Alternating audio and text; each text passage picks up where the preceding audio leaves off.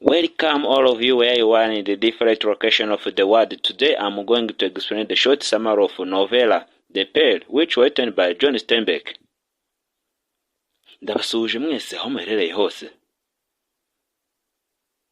Mu mpera z'igihugu, mu mpande zacyo zose, amajyepfo, amajyaruguru, iburengerazuba, iburasira bwaryo.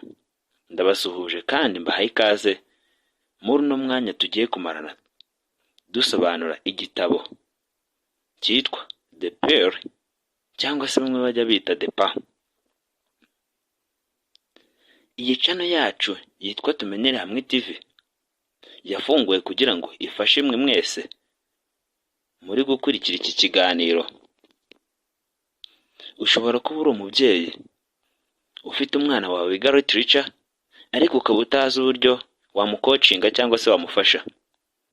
Iyi channel yacu isobanura ibitabo ndetse n'ibindi byose bijyanye na literature kugira ngo ababyeyi mubashe gufasha abana banyu mu gihe batashye bavuye ku mashuri, ndetse n'abana ubwanyu mubashe kwifasha mwumva ibitabo bitandukanye tuba twagiye dusobanura hano. Uyu munsi tugiye kurebana igitabo bita The Pear cyangwa se bamwe bajya bita The Pear. Ushobora kuba wumva icyongereza biri bugufashe cyangwa se ibyo wumva mu cyongereza tubizane mu kinyarwanda kugira ngo n'abantu batumva icyongereza nabo baze gusobanukirwa neza cyane. Iyi nkuru yabereye muri Mexico muri La Paz mu gihugu cya Amerika. Uyu mwanditsi John Steinbeck yanditse kino gitabo ashaka kugaragaza ihohoterwa rikorerwa abantu bagiye gutura muri Amerika. Inkuru yacu itangira hari umuryango ukennye cyane,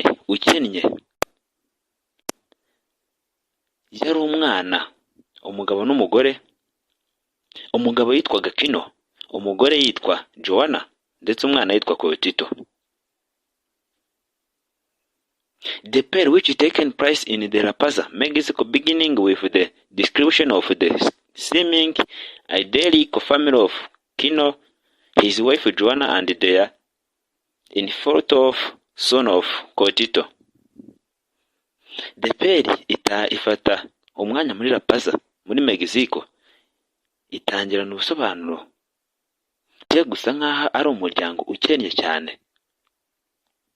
Umuntu yitwaga Kino, umugore yitwa Joanna, ndetse umwana wabo wari uri aho hafi aho ngaho yitwa Kotito.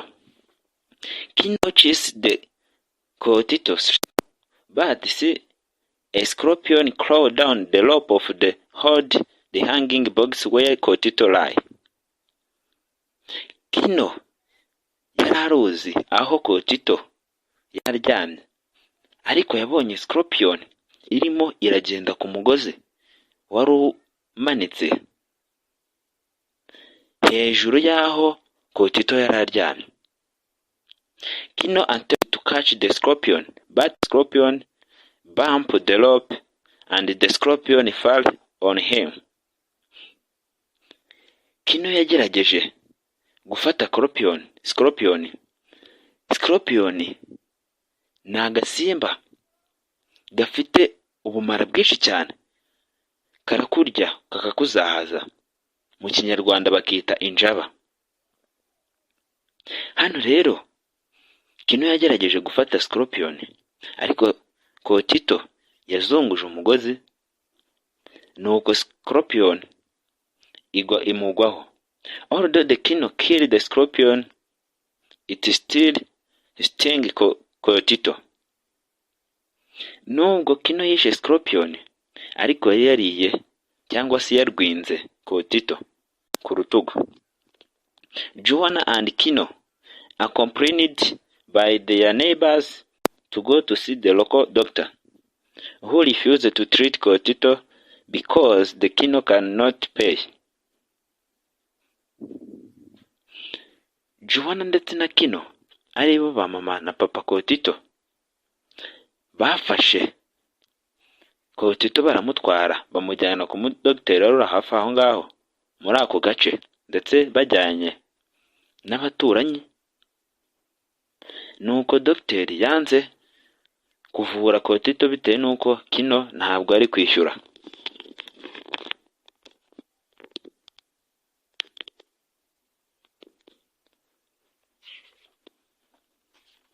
Kino and Joanna leave. The doctor take Kotito down near the sea. Kino na Joanna baragiye bitewe n'uko dogiteri yari yanze kubahereza ubuvuzi.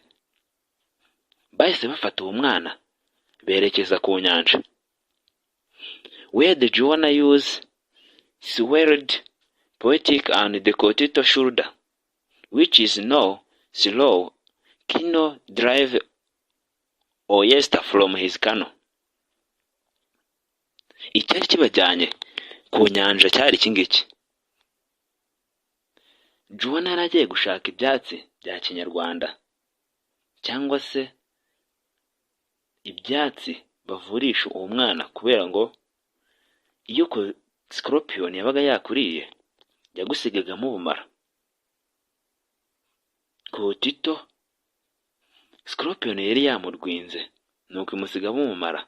Dogiteri ubwangaga kujya kumuhereza ubuvuzi, nibwo abo bahise berekeza ku Kivu, ndetse bari kumwe n'umwana bajya kumushakira ibyatsi byo kumwitaho kugira ngo ye kugumya kuribwa.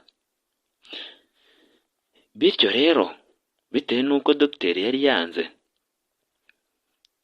kuvura umwana bitewe n'uko Kino atari bwishyure, Kino yahise ajya kuroba oyster kugira ngo abone the pear. The pear ni agasaro k'agaciro cyane,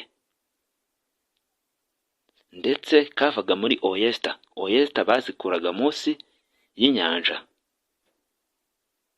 Nibwo Kino yahise ko afata ubwato bwiwe kano yerekeza mu nyanja, aho yaragiye kuroba the pear kugira ngo abashe kubona ubwishyu bwo kwishyura dogiteri kugira ngo avure umwana we. Attempt to find the pearl. He found a very large oyster which, when the king opened it, yet a maskable pearl Kino put back in the head, and how the causing the over pearl driver to took up last toward to the Kino's canoe. Kino yagerageje kuroba oyster, nibwo yaje kubona oyster nini cyane, ndetse yari yabashije no kuroba utundi tu oyster dukeya agenda dusatura akuramo the pearl. The pearl nababwiye ko ari agasaro karabagirana cyane k'agaciro. Nuko Kino yarobye oyster nini cyane, ndetse ayisatuye akuramo the pearl nini cyane, kagasaro kanini cyane. Byamuteye ubwoba cyane, yibaza ikibaye. Nibwo yatangiye kugonga, aragonga cyane, ndetse abandi barobyi ba deperi bari hafi aho ngaho barihuse cyane, bihuta cyane berekeza kuri kano cyangwa ku bwato bwa Kino kugira ngo barebe ikibaye. Basanze Kino yarobye deperi nini, birabatangaza cyane, ariko hakaba ari amakuru yari yaracicikanye muri ako gace kera cyane, bavuga ko mu bihe bizaza hari umuntu uzaroba the pearl nini cyane. Kino byaramutangaje kubona icyo gitangaza ari we kibayeho. The news that Kino has found immense pearl travel faster through the Rapaza. Ayo makuru yarihuse cyane, ndetse azenguruka muri Rapaza yose avuga yuko Kino yarobye pearl. The doctor who refused to treat the Kino decided to visit Kino. Dogiteri wari wanze kuvura Kotito yafashe umwanzuro wo gusura Kino. Kino's neighbor began to feel better toward him for the good furniture, but neither Kino nor Joanna realized that the feeling they has engaged Joanna, Thomas, and the brothers of Kino ask him what he will do with his money.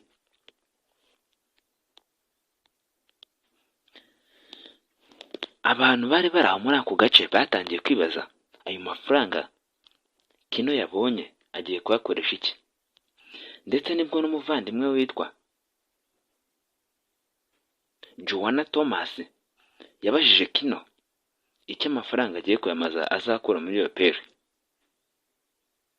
He investing getting the married to Joanna in the church and dressing Kotito in the cheating cap and soul sweet. He claiming that he will send Kotito to school and buy a free for himself.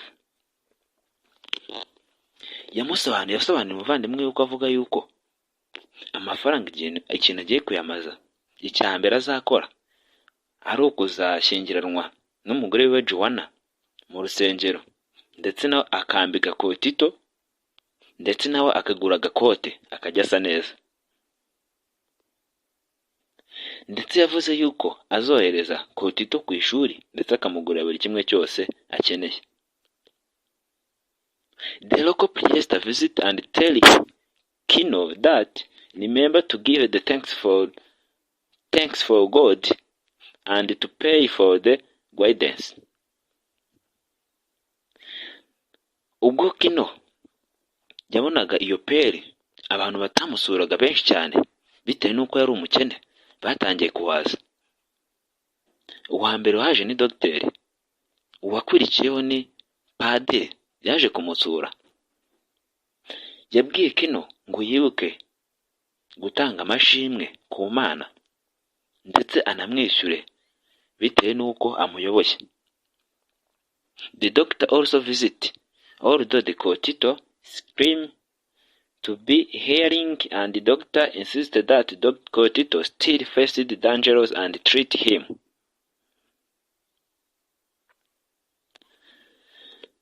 Ubwo dogiteri yongeye kumusura nanone, Kotito yari akigaragara nk'umuntu uri mu bibazo bitewe n'uko scorpion yari yamuriye, ndetse yari arimo arababara cyane, arimo arataka.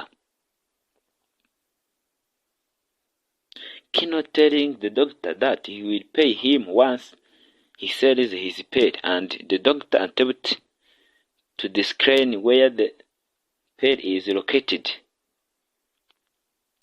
Nuko bemeranyijwe yuko agomba kuvura umwana wiwe, akamuvura ndetse ko azamwishyura nyuma yuko agurisha the pear.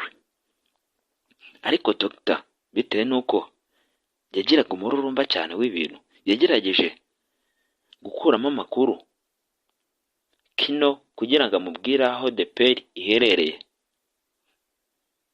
The night the thief attempted to break Kino's heart, but the Kino drive him away.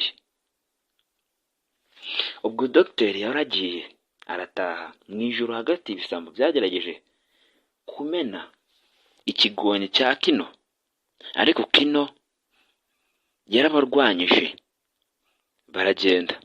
Joanna tell Kino that the pear will destroy them, but the Kino insisted that the pear is their own choice and that tomorrow they will sell it.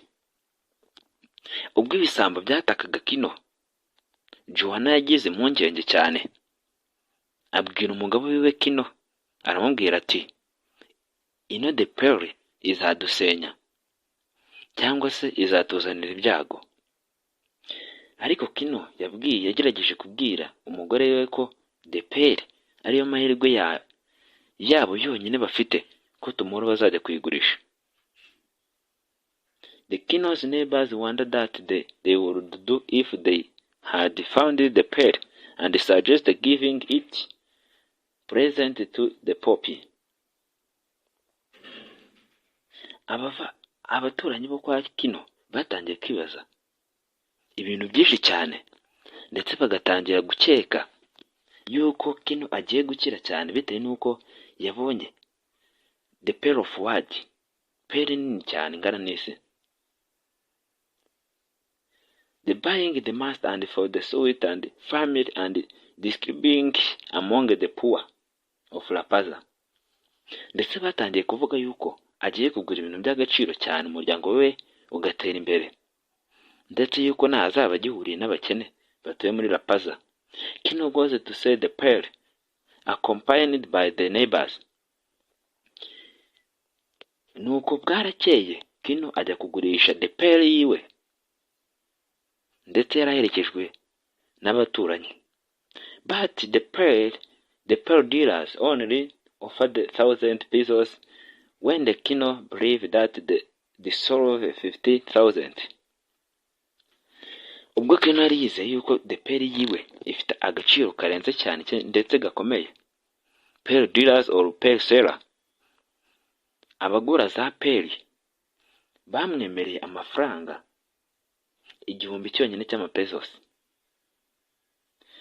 Ariko Kino we yarabyanze kuko yari yizeye yuko pearl yiwe, ndetse byari by'ukuri koko yuko pearl yiwe yagura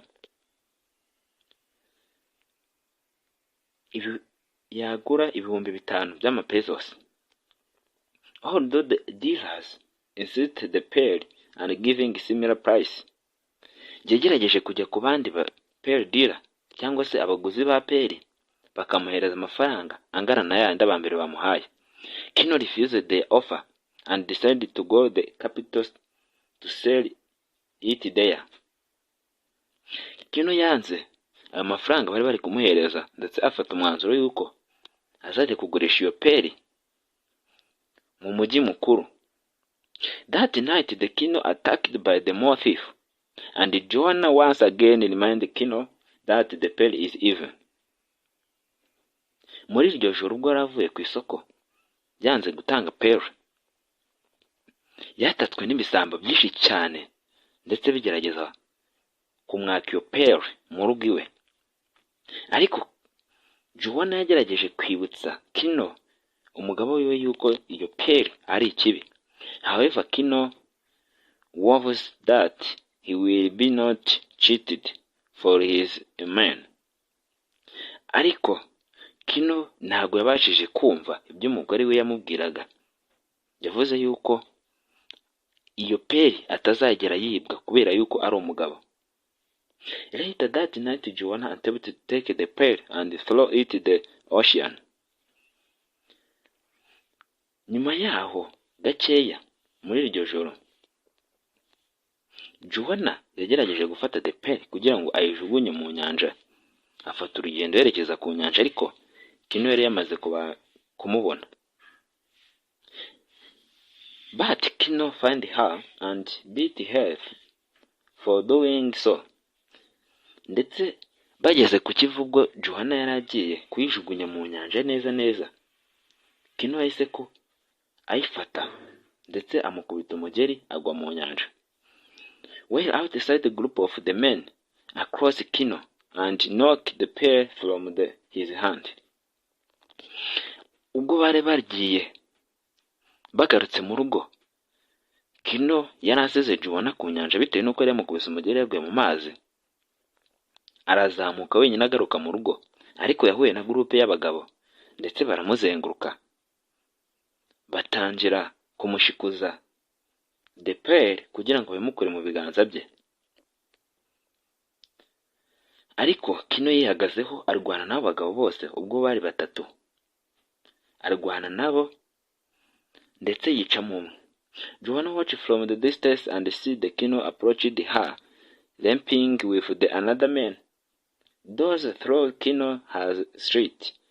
Joanna finding the pearl, and they decided that they must go away, even if the match was is self-defense.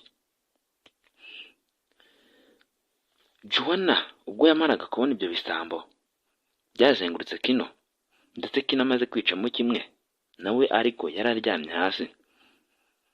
The pearl nk'uko navugiye ko ari agasaro, hari mu muhanda berekeza ku nyanja.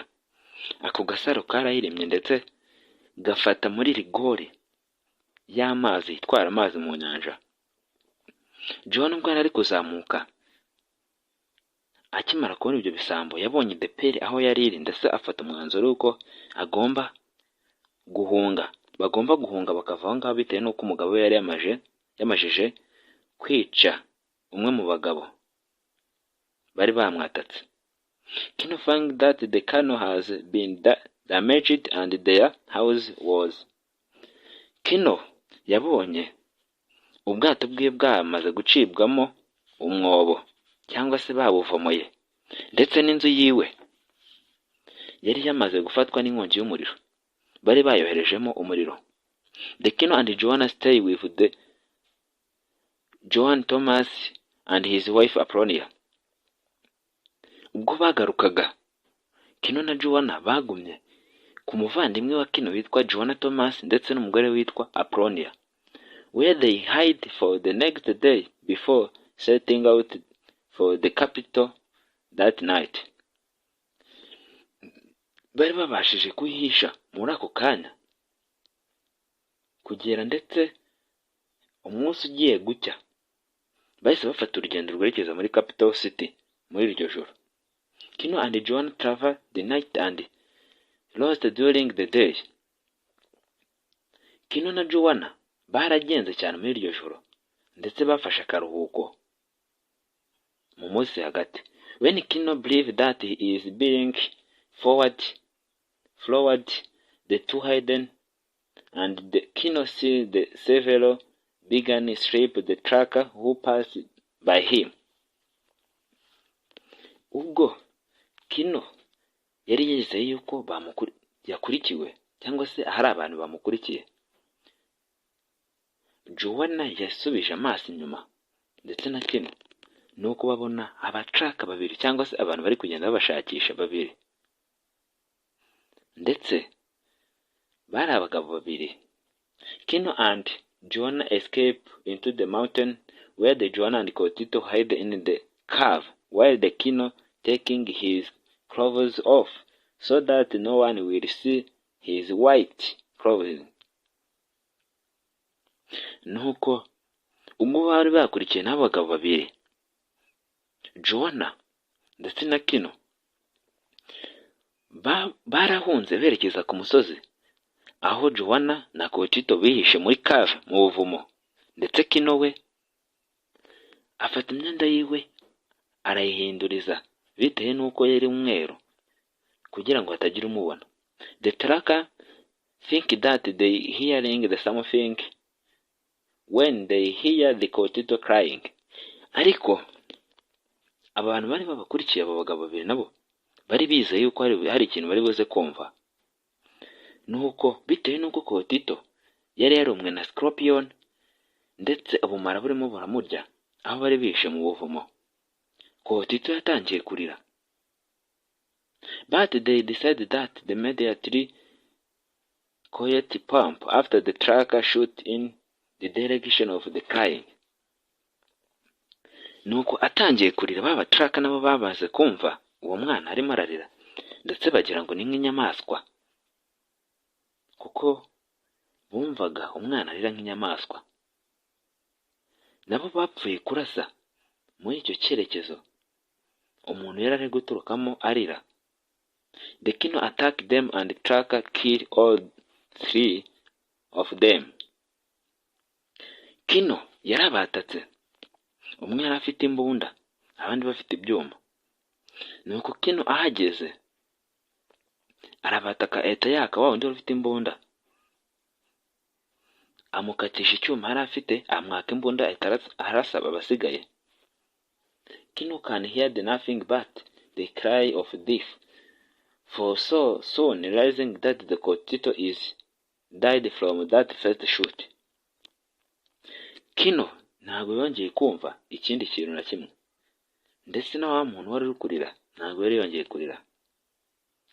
Nibwo Kino yagerageje kujya ahandi yari yasize umugore we n'umwana wiwe muri cave cyangwa se mu buvumo, nibwo yabonye Kotito yishwe n'isasu rya mbere babatraka barashe.